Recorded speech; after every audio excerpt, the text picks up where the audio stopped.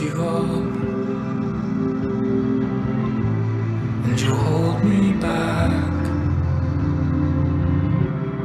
I promised I'd see you soon. G'day, my name's Steve. I play bass and act like an idiot on stage. Hi, I'm Emerson. I've been the drummer for about 3 weeks. Cool. Thanks for joining us today, guys. Yeah, that's all right. Thank Thanks you. for having us. My pleasure. So, for those unfamiliar with Brooklyn Comic, guys, first we'll start off. Tell us a bit about the band. The band's been around for just over a year.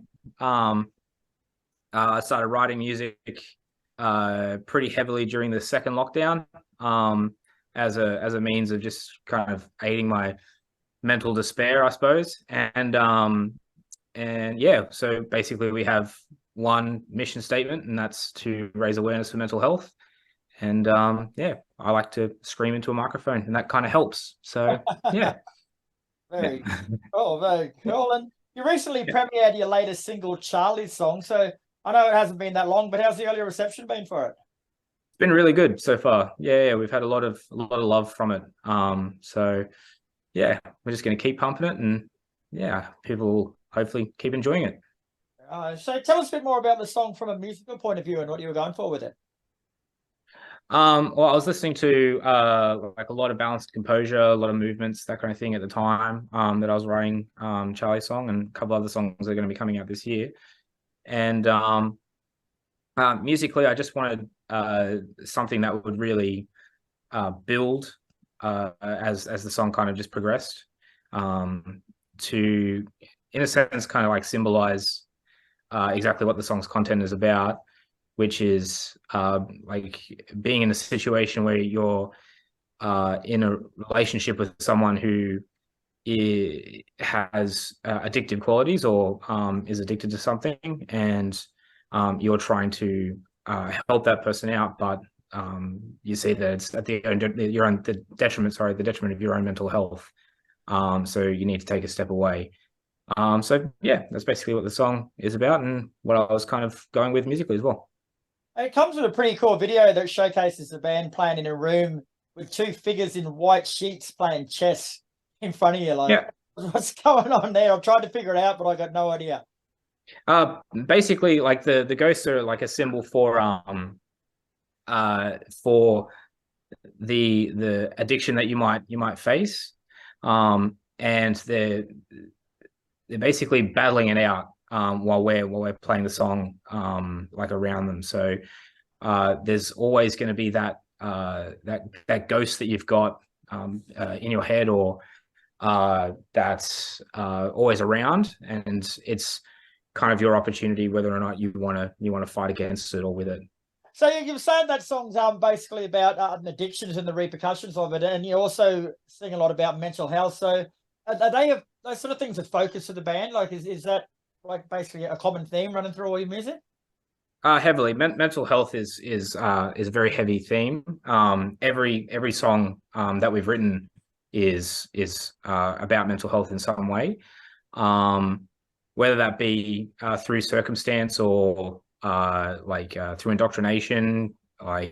There's different ways of dealing with trauma that you've grown up with. So yeah, it's a heavy focus on the band. And is Charlie's Song a standalone song, or is she part of a bigger picture, album or EP picture?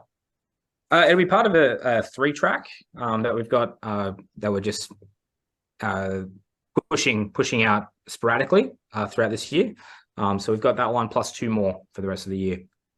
All right, do you want to tell us a bit more about the other 2 songs, or do you want to leave that surprise when they come out? Oh, no, we don't have to really leave it as a surprise. We've got an acoustic track that's coming out after this, which is called Night Drive, and it's basically very similar concepts to how Brooklyn's been in the past as far as mental health is concerned. This song is about coming to terms with the way that you're coping through your mental health, and whether or not that's a beneficial way of being able to cope, or whether that's a more of a cover up, or more of a distraction from what you're trying to deal with. And then we have Skin Deep, and Skin Deep is to put it easily enough, it's about a breakup. But yeah, there's a lot more involved with it. A lot of introspection, coming to terms with, even though you're not at fault with the breakup, what can you do to be a better person moving forward, that kind of thing. So yeah. Oh. Now, Emerson, you've been really quiet there, mate. So you're the new card in the pack. Only been there 3 weeks. Introduce us to yourself and tell us what you bring to Brooklyn Comic. I play drums. It's not that much else to it. I've known Jayme for like 5 years at this point. I used to do music lessons at the place that he taught at, and I just ran into him at the mall a couple of months ago, and he was like, I want you to play drums for my band. So I was in another band before this, and that, all fell to pieces. So I was really excited to get with these guys and start jamming with Brooklyn, because this kind of music has always been like the best kind of music in my heart, and what I've always listened to since I was young. Like, I've got My Chemical Romance shirt on, and it's a really good opportunity for me to like step back into the music industry and have a bit more of a professional go at things. So very well put. Yeah, very excited. Where are the professionals? What are you talking about? Yeah. You're more professional than my last band, I gotta say. Yeah, our big practice is enough. Yeah. Yeah, sort of loosely put, guys. Like your sound's got a bit of a blending of hardcore and emo there, amongst other things. So, where does that come from? It's not like not a likely pairing. It comes from a range of like influences that I've grown up kind of listening to. Anything from, say, like My Chemical Romance to bands like The Used and Balance and Composure. So the elements of screaming and singing and hardcore elements are just based around just music that I've kind of just grown up listening to and get heavily influenced even now. It's an unlikely blend where some stuff comes across very pop punk and then just like goes straight into like a heavy brutal scream. But it seems to work.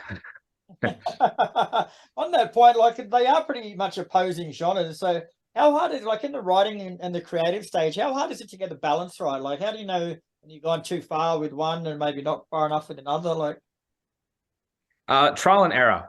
The best way to kind of put it. Like, we got some real like brutal songs, especially in our last EP.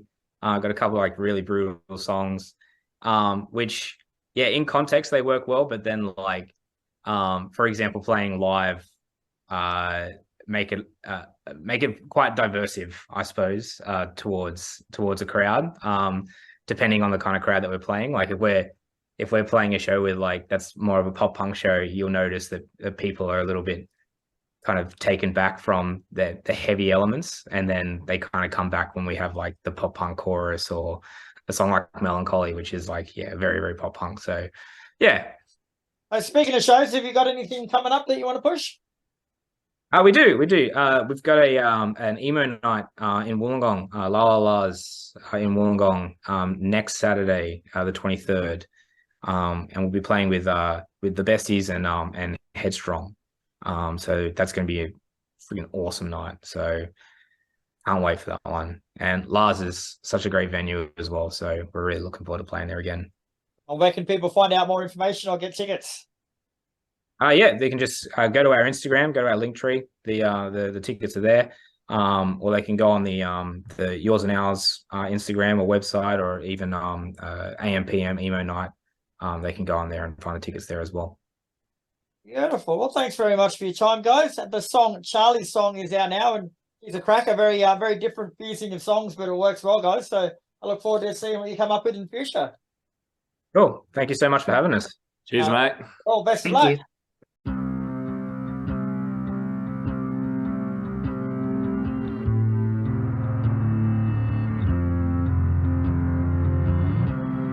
I'll lift you up and you'll hold me back. I promised I'd see you soon. Then the screen fades black. it's never your fault for the way it's turned out. Maybe you know what it's all been